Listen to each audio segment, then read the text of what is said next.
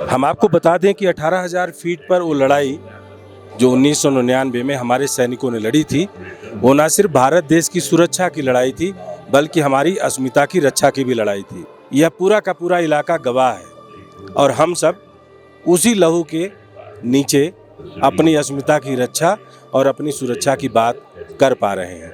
आपको दिखा दें कि अगर आप ये पीछे देखेंगे तो यह पूरा का पूरा इलाका टाइगर हिल का है। अगर आप बीच में आएंगे तो यह टोलोलिंग टॉप है और अगर आप और आगे जाएंगे तो आप बत्रा पॉइंट पाएंगे। दिल मांगे मोर वाला जो नारा विक्रम बत्रा ने दिया था, वो यहीं से दिया था कि आपका जो अपना जो इस पूरे शहादत में अपने बलिदान को दिया था, भारत उसको पूरी तरीके से देख और समझ रहा है। भारत का तो पता नहीं, लेकिन हमें बहुत फख्र है कैसी फैमिली से जो गया। तो देखो संघर्ष की जिंदगी है, बच्चे बड़े हो गए, 7 साल का बेटा था अब जवान हो गया। इस जगह की तो मुझे तो बहुत तमन्ना थी, नहीं बहुत फख्र की बात है। हम कहीं खड़े हुए थे, कहते शहीद की फैमिली से आए तो अच्छा लगता है। इतना कुछ कर गए, पीछे भी नाम छोड़ के चले गए। जब तक हिंदुस्तान रहेगा नाम रहेगा। आपकी उम्र तब कितनी थी? 7 महीने थी। 7 महीने। अच्छा है शहादत होना। देखो जाना सबको एक दिन इस दुनिया से, लेकिन एक नाम करके जाए वो सबसे बड़ी बात है। कैसा लगता है राजपाल सिंह जी जब पिताजी को याद करते हैं तो पहली लाइन क्या याद आती है आपको? जो खो चुका है उसी को महसूस होगा, बताने से कुछ नहीं होगा। युद्ध स्थिति शुरू होती है तब यहाँ के लोगों ने, ओद्रास में हो कहीं भी हो, यहाँ के लोग आर्मी वालों के साथ खड़ा रहना चाहिए, सभी लोगों ने।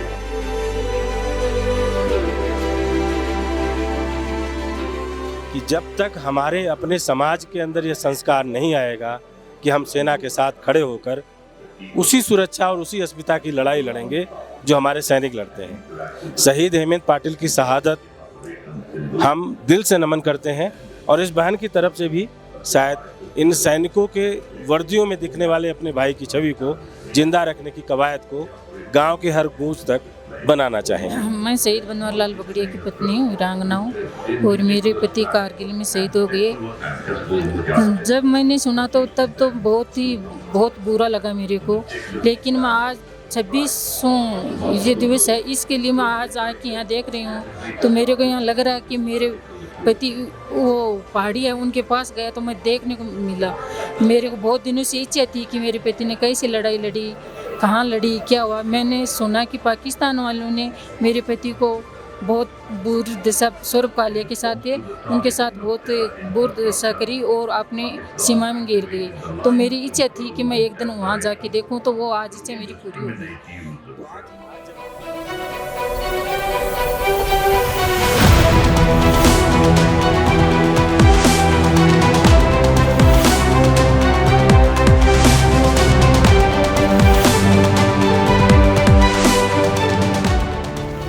मई 1999 कारगिल सेक्टर के कस्कर में पोर्ट जहां से लेफ्टिनेंट सौरभ कालिया के अगुवाई में निकली पेट्रोलिंग पार्टी जब बजरंग चौकी पर पहुंची तो वो ये देखकर हैरान रह गए कि पाकिस्तान आर्मी के सैनिक हथियारों से लैस वहां तैनात थे, जिन्होंने इस पेट्रोल को एम्बुश किया, जिसमें लेफ्टिनेंट सौरभ कालिया और उनके 5 साथियों ने भारत माता के कदमों में सर्वोच्च बलिदान दिया और यहीं से कारगिल युद्ध की शुरुआत। हम आपको बता दें कि 18,000 फीट पर वो लड़ाई जो 1999 में हमारे सैनिकों ने लड़ी थी, वो न सिर्फ भारत देश की सुरक्षा की लड़ाई थी, बल्कि हमारी अस्मिता की रक्षा की भी लड़ाई थी।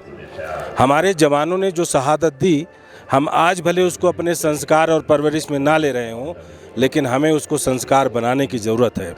वरना अगर देशभक्ति का यही टोन गांव समाज में है, जहां हमारे सैनिकों की शहादत को लोग भूल रहे हैं, तो उसको रीसेट करने की ज़रूरत है। उसको आज रीसेट करने की कवायद हमारी सेना लामाचौन से कर रही है। पीछे की पूरी यह टेरेन, ये जो भौगोलिक स्थिति है, यह बताने के लिए काफ़ी है कि हमारी सैनिकों ने किस अदम्य साहस का परिचय देते हुए और कितनी तगड़ी लड़ाई लड़ी होगी। उनके हर एक लहू की बूंद का यह पूरा का पूरा इलाका गवाह है और हम सब उसी लहू के नीचे अपनी अस्मिता की रक्षा और अपनी सुरक्षा की बात कर पा रहे हैं। आपको दिखा दें कि अगर आप ये पीछे देखेंगे तो यह पूरा का पूरा इलाका टाइगर हिल का है। अगर आप बीच में आएंगे तो यह टोलोलिंग टॉप है, और अगर आप और आगे जाएंगे तो आप बत्रा पॉइंट पाएंगे।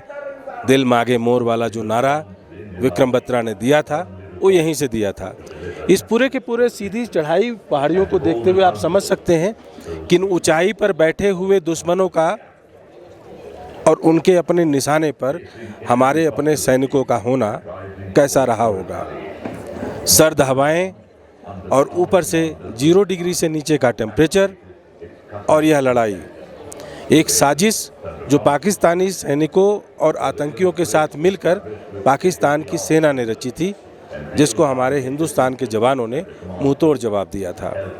आज कारगिल विजय दिवस के एक दिन पहले का यह पूरा का पूरा दृश्य इस बात और इस जज्बे को याद दिलाने के लिए काफ़ी है कि अभी भी भारत के हर एक नागरिक के अंदर हमारे सैनिकों के बलिदान और उनकी शहादत का पूरा इतिहास दिल में बैठा है, और हम दिल से और दिमाग से अपने सैनिकों के अदम्य साहस और उनके साहस को हमेशा सलाम करते हैं। 1999 कारगिल युद्ध 18,000 फीट की ऊंचाई पर लड़ा गया वह युद्ध जो भारत की सुरक्षा, सैनिकों के अदम्य साहस और हमारी अस्मिता की रक्षा के लिए शहादत और बलिदान का इतिहास रच गया।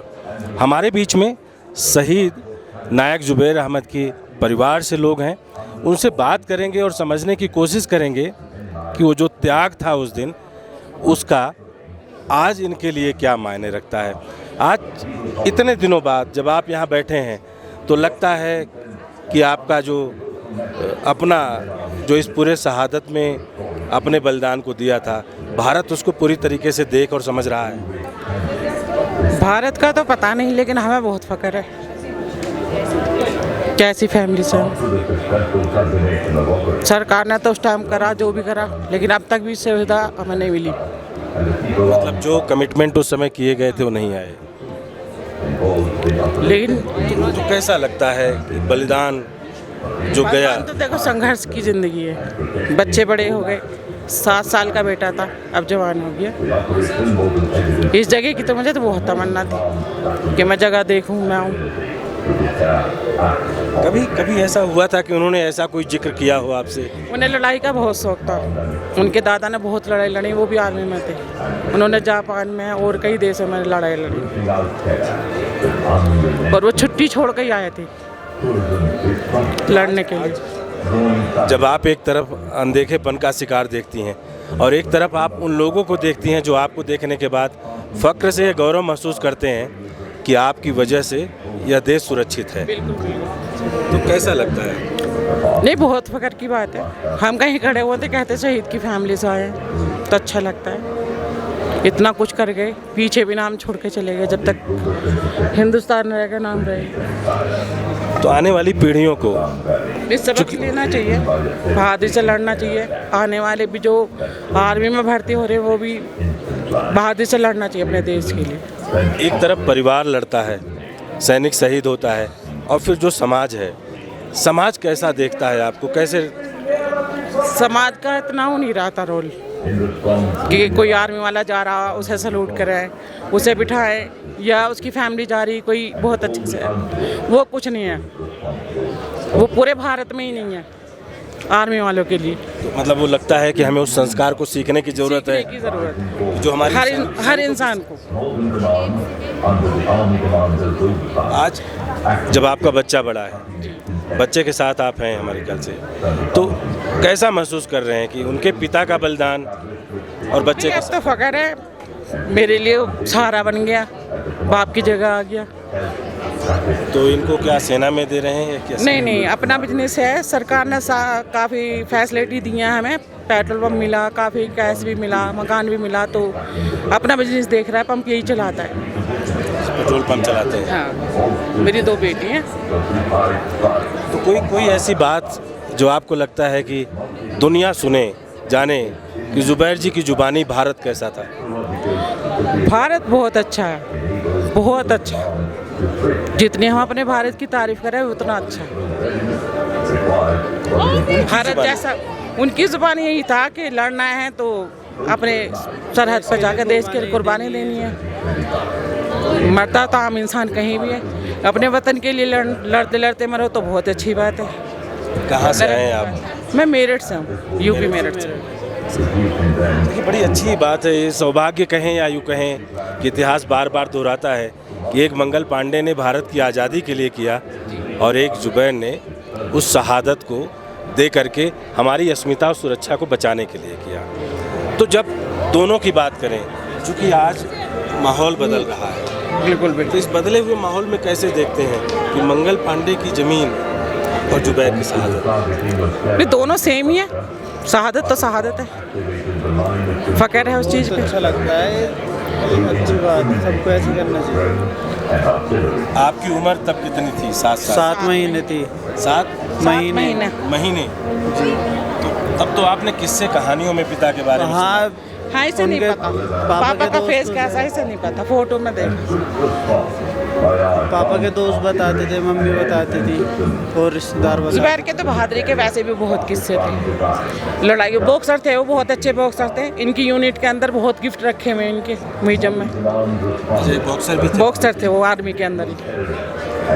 देखिए, बड़ी बात है, ऐसे परिवारों को हमें सलाम करना चाहिए और हम करेंगे हमेशा।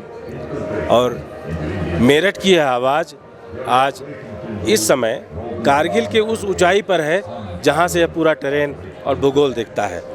आपको दिल से सलाम और शुक्रिया। हरियाणा वैसे भी अलग अलग तरीके से किसान और जवान की कई गाथाएं अपनी माटी में छुपा कर बैठा है, लेकिन आज कहानी है शहीद सूबेदार रणधीर सिंह की, भिवानी के रहने वाले।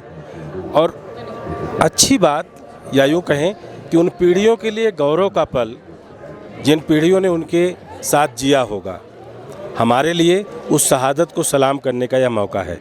हमारे साथ उनके बहू हैं, तो कैसा लगता है जब आपको सूबेदार रणधीर सिंह जी की बहू के रूप में बोला जाता है? बहुत अच्छा लगता है, हमें गर्व होता है बहुत उनकी सुन के, बहुत अच्छा लगता है। हमारी तो शादी भी नहीं हुई थी उस टाइम तक, जब तक वो शहीद हुए, लेकिन अब जब सब लोग बताते हैं बहुत बहादुर थे वो।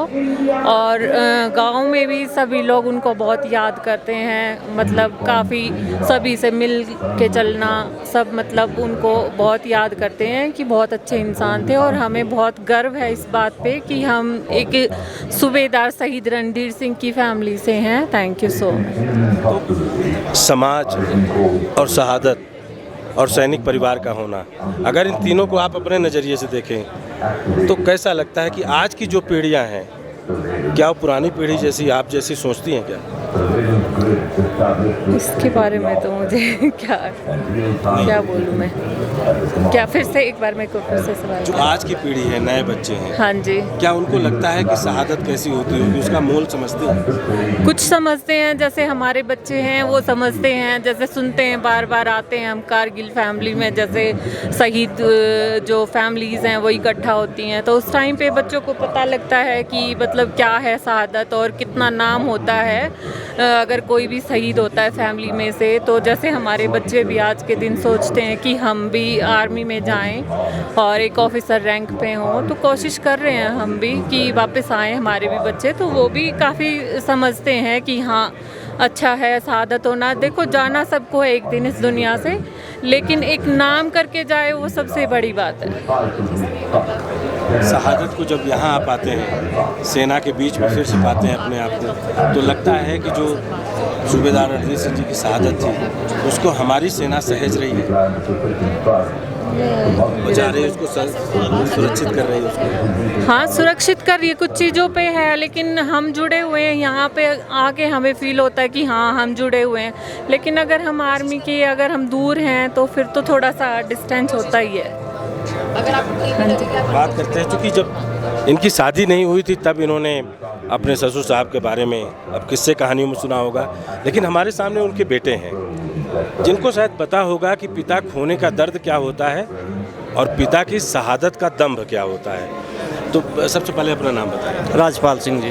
तो कैसा लगता है राजपाल सिंह जी, जब पिताजी को याद करते हैं तो पहली लाइन क्या याद आती है आपको? जो खो चुका है उसी को महसूस होगा, बताने से कुछ नहीं होगा, जिसने खोया है उसको पता है वो।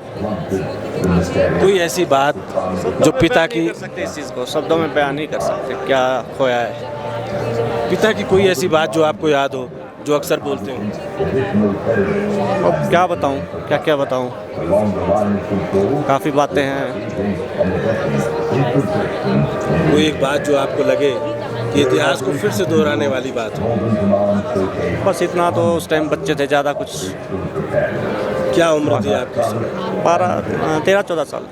14 साल। 14 साल की उम्र में जब पिताजी की शहादत और आज की उसी उम्र के बच्चों को जब आप देखते हैं, तो क्या लगता है कि हमारे सैनिकों के प्रति सम्मान बहुत ज़्यादा नज़र में है? बहुत ज़्यादा है, बहुत ज़्यादा है।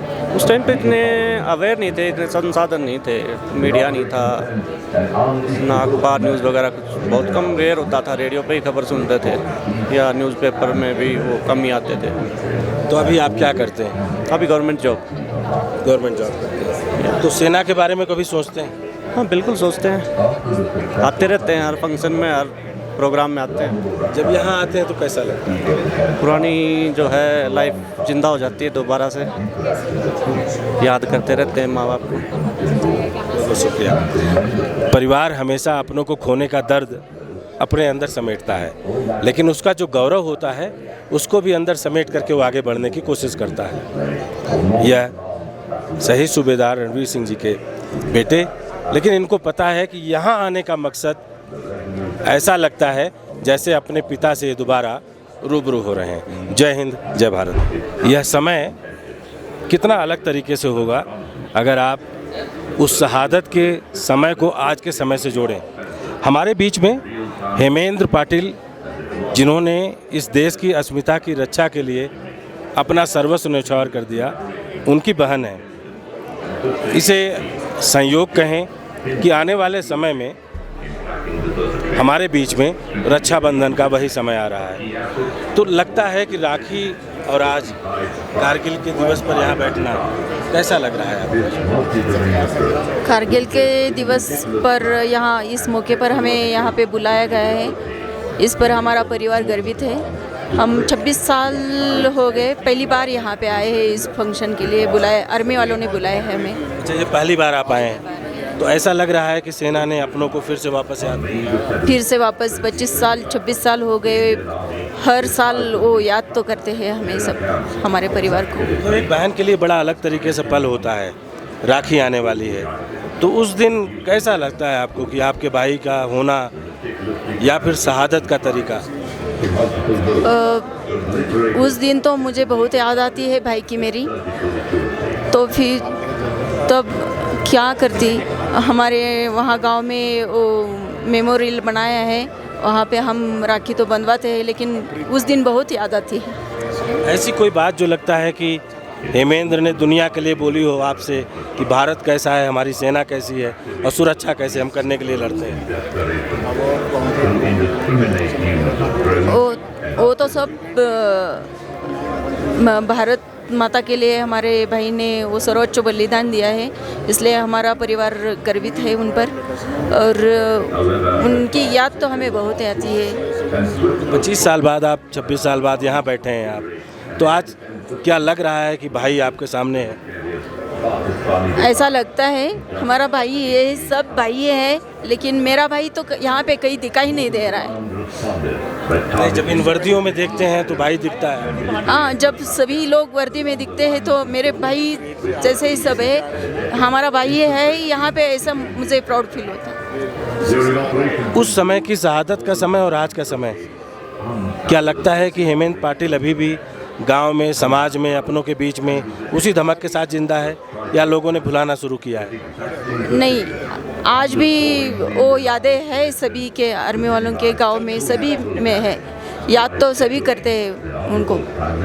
क्या संदेश देंगे लोगों को? जब यहाँ युद्ध स्थिति शुरू होती है, तब यहाँ के लोगों ने, ओद्रास में हो, कहीं भी हो, यहाँ के लोग आर्मी वालों के साथ खड़ा रहना चाहिए, सभी लोगों ने। ये बहन का संदेश है, और शायद ये बड़ा साफ है कि जब तक हमारे अपने समाज के अंदर ये संस्कार नहीं आएगा कि हम सेना के साथ खड़े होकर उसी सुरक्षा और उसी अस्मिता की लड़ाई लड़ेंगे जो हमारे सैनिक लड़ते हैं। शहीद हेमेंद्र पाटिल की शहादत हम दिल से नमन करते हैं और इस बहन की तरफ से भी शायद इन सैनिकों के वर्दियों में दिखने वाले अपने भाई की छवि को जिंदा रखने की कवायद को गांव के हर गूंज तक बनाना चाहेंगे। 18,000 की फीट पर लड़ी गई वो लड़ाई आज 26 साल फिर जिंदा हो रही है। इसलिए जिंदा हो रही है कि उस समय की शहादत को उनके परिवार ने अब तक कैसे जिया है और उनकी यादों को कैसे सजोया है, यह वही जानते हैं। लेकिन उनको आज यहाँ बैठाकर हमारी सेना ने इस बात की पुनरावृत्ति तो ज़रूर की है कि हम उनको ज़रूर याद करें जिन्होंने हमें ज़िंदा रखा है। सबसे पहले तो आपका परिचय क्या है?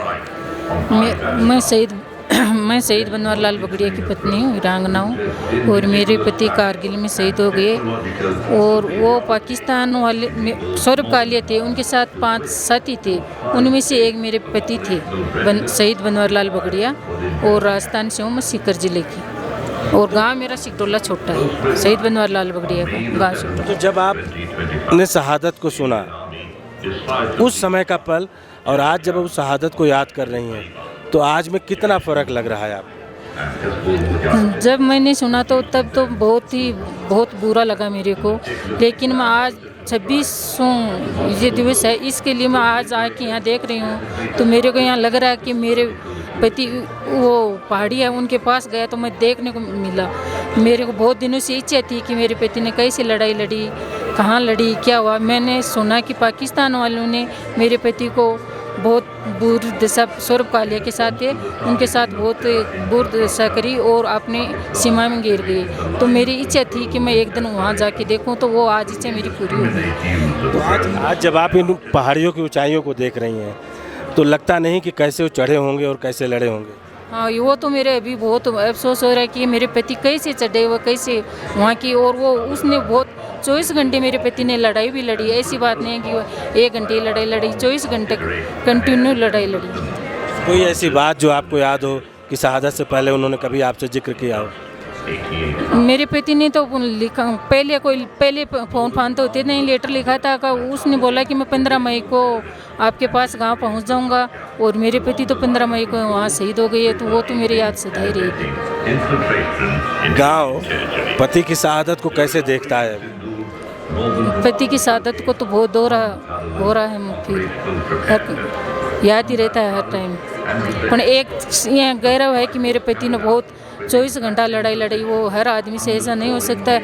आज तो उस जगह पर बहुत डेवलप हो गई, लेकिन उस टाइम तो कुछ भी नहीं था। मेरे पति ने लड़ा, उस डोंगर पर कैसे चढ़ा कैसे नहीं चढ़ा, तो मेरे बहुत दिनों से इच्छा आई कि मैं कारगिल जाऊं और वो जगह देखूं, तो आज वो सपना मेरा पूरा हो गया। क्या लगता है कि समाज के लोग, जो आज की पीढ़ियाँ हैं, उस शहादत को याद करती हैं, सम्मान देती हैं?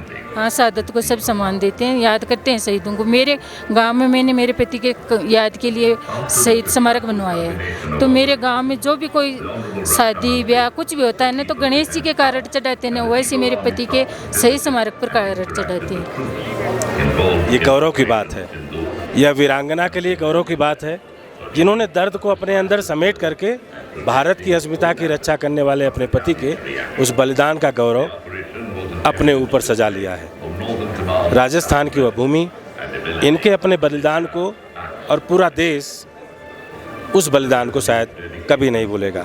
जय हिंद, जय भारत। और मैं मेरे फौजी भाइयों को धन्यवाद कहना चाहती हूँ कि आज वो मेरा सपना पूरा कर दिया। मेरी बहुत दिनों से इच्छा ही कि मैं एक दिन कारगिल जाके वो मेरे पति को कहाँ छोड़ा, क्या किया, वो मैं एक दिन देख के आऊँ। तो वो आज पहली बार आए हैं आप? आज मैं पहली बार आई हूँ, वो आज मेरा सपना पूरा हो गया। जय हिंद, जय हिंद, जय भारत। कहते हैं कि आज की पीढ़ियाँ शहादत को भूल रही हैं, लेकिन यह बहनें हैं जिन्होंने शहादत को संस्कार बनाने का पूरा प्रण ले लिया है। क्योंकि जब हमारे सैनिक आकर के यहाँ लड़ते हैं, अपना बलिदान देते हैं, तो उनको याद करना हमारी जिम्मेदारी होती है। और उस जिम्मेदारी का एहसास या बच्चियां दिला रही हैं। तो कैसे दिमाग में आया कि आप इस कला के जरिए पेंटिंग करके लोगों को जगाएंगे? जी नमस्ते। सबसे पहले मेरा नाम ज़ैबुन्निसा है और मैं टीम स्ट्रिंगो की जनरल सेक्रेटरी हूँ। टीम स्ट्रिंगो हमारे कारगिल में एक लड़कियों का एक ग्रुप है जिसमें वो पेंटिंग्स करते हैं और हमने इंडियन आर्मी के साथ भी बहुत सारे प्रोजेक्ट्स किए हैं और इंडियन आर्मी ने हमें बहुत ही ज़्यादा सपोर्ट किया है। हम चाहते हैं कि आगे भी उनका सपोर्ट बना रहे और आज के इस विजय दिवस के मौके पर हम यहाँ पे हमारे शहीदों को श्रद्धांजलि देने आए हैं सर। जब आप पेंटिंग बनाते हो आप लोग तो लगता क्या है, क्या सोचते हो उस समय दिमाग में? पेंटिंग बनाते समय बस जो हमारे दिमाग में आता है हम अपनी जो इमेजिनेशंस है उसको पेपर पे या कैनवस पे दिखाने की हम कोशिश करते हैं। तो कैसा था कारगिल में युद्ध हुआ, लड़ाई हुई, उस दौरान कैसा गुजरा होगा लोगों को? सबसे पहले मेरा नाम सिद्दीक़ा बानो है और मैं टीम स्ट्रिंगो की एक मेंबर हूँ। तो मैं जब हम पेंटिंग करते हैं हमने सबसे बड़ा कारगिल का आर्मी मतलब लॉन्ग पेंटिंग किया है जिसका नाम कारगिल कैलेडोस्कोप है। उसको बनाते समय हम अपने मतलब पेरेंट्स से पूछते थे, हमारे दादा लोगों से, हमारे पापा लोगों से कि कैसे हुआ था युद्ध, कैसा हुआ था, वार कैसे हुआ था और इस टाइम पे आप लोगों ने क्या किया था।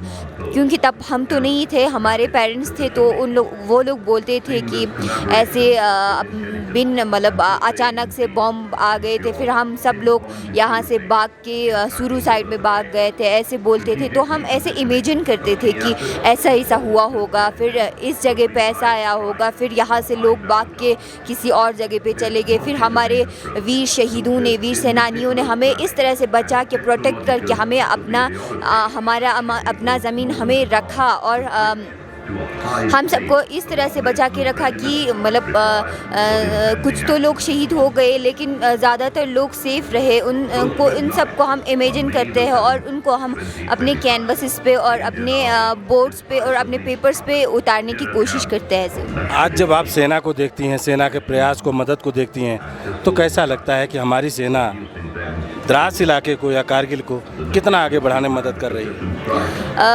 मैं बहुत गर्व फील करती हूँ कि मैं इस इंडियन आर्मी के अंडर हूँ और यहाँ पे हम बहुत सेफ़ और प्राउड फील करते हैं कि हम इंडियन आर्मी के अंडर है। क्योंकि इंडियन आर्मी के वजह से ही कारगिल में और मतलब बोला जाए लद्दाख में एम्पावरमेंट और मतलब क्या बोला जाए मतलब वो सेफ़ लग रहा है लद्दाख में बैठना। और यहाँ जितनी भी एम्पावरमेंट सड़कें, जो भी एयरप्लेन, हेलीकॉप्टर्स जो भी आते हैं वो सिर्फ इंडियन आर्मी के थ्रू ही आता है। तो हमें बहुत प्राउड फील होता है और हम इंडियन आर्मी का धन्यवाद करना चाहेंगे कि उन्होंने हमें ये मौका दिया कि हमें विजय दिवस पे आए और हमारे वीर सेनानियों को, वीर शहीदों को श्रद्धांजलि दें। तब आप पैदा हुई थी उस समय? नहीं, वॉर के टाइम पे तो हम नहीं थे। हमारे पेरेंट्स थे तो हम उनसे पूछते हैं कि कैसे हुए थे ये सब। तो साथ का कोई बच्चा आपको चिढ़ाता नहीं कि आप लोग क्या करते? नहीं, जब बाहर से जो भी टूरिस्ट आ रहे हैं और या कोई और आते हैं तो उन लोगों ने वो लोग बोलते हैं कि कारगिल में वॉर हुआ था, ऐसा हुआ था। और वो लोग अभी भी सोचते हैं कि ये एक वॉर जोन है, लेकिन ये बहुत सेफ जगह है क्योंकि यहाँ इंडियन आर्मी है। इन बच्चों की भावना और इनके कैनवास पर उकरी हुई हर एक जो मुहिम है वो बिल्कुल अलग है और यही शायद हमारी भारतीय सेना का गौरव है और भारतीय सेना के साथ आगे बढ़ने की पूरी अपनी पद्धति को भी जवाब देता है। इस समय हम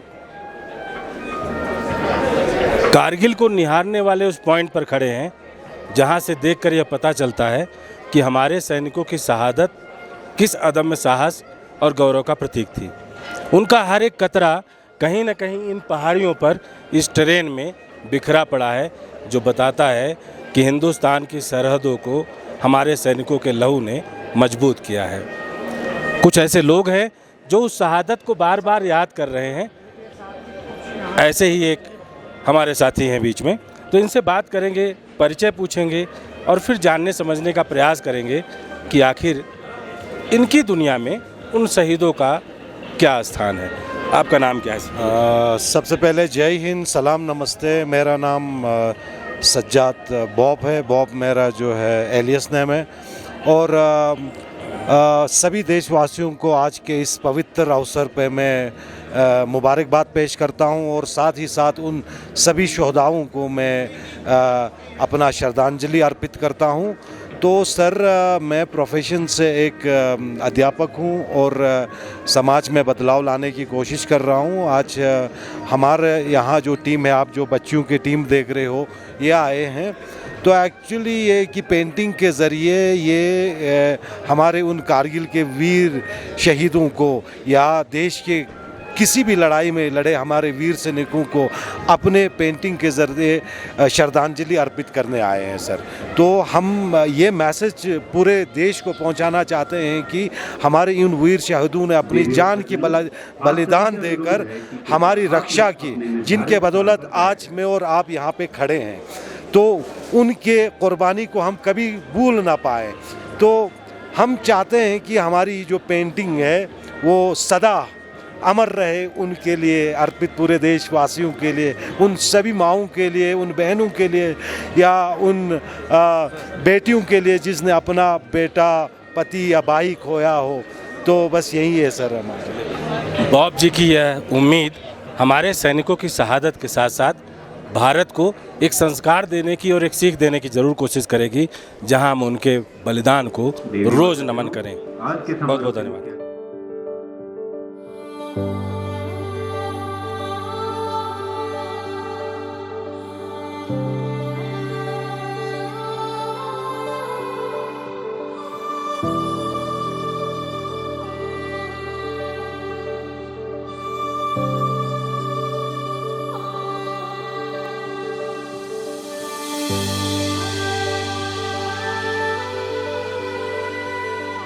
Thank you.